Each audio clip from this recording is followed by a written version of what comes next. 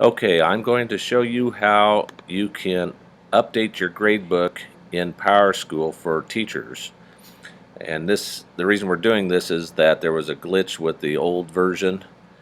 When you log in, the first thing you log in to where you could do attendance and such, and over here it says run installer once, then launch. So when you hover your cursor over the word installer, that's a link.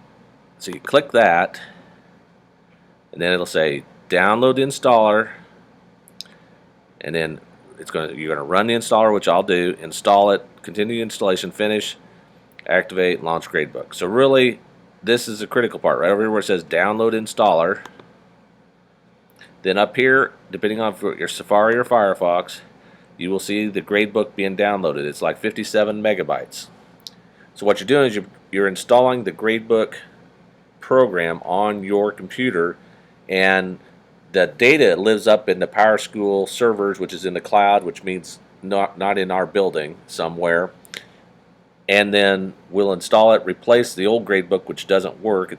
Gives us that error now, and we should be ready to go. The reason we installed the PowerSchool gradebook is when we used to run through the old launcher, which is over here, you'd always have to update your Java every time you turned around, and it was a real pain. And the gradebook has worked really well, except up until this morning when it gave an error because PowerSchool upgraded their server and the old gradebook did not work. So here goes. We got about 15 seconds to download the rest of it. We're going to double click that image, install it, and away we go. So here goes. It's almost done. Now remember, I just clicked up here on this image here. So here it says gradebook, 57 megabytes. Double click that. Now you do the same sort of thing in Firefox if you use Firefox. Double click to install this gradebook. It's just like any other program. It's going to warn you that it came from the internet. Well, we trust it because, and then in the window back here, click run. It's already on your computer. Do you want to go ahead and replace it? You say yes. It's not going to hurt your data. And then in just a second, you'll see a screen pop up here. It's almost complete. Return to the portal, which we will do. Click launch. And if it doesn't automatically load, well, we hope it will. Then we'll open the downloaded file, but we won't have to do that. So we're just going to hit OK. And I believe I don't think it's quite done installing unless it did it really quick. Can't remember for sure if that's all there was to it, but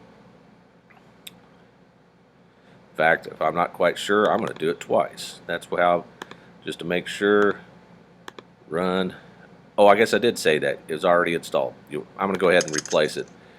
So now we just close that window, and we go back to our gradebook over here. Remember, and then it says just click launch.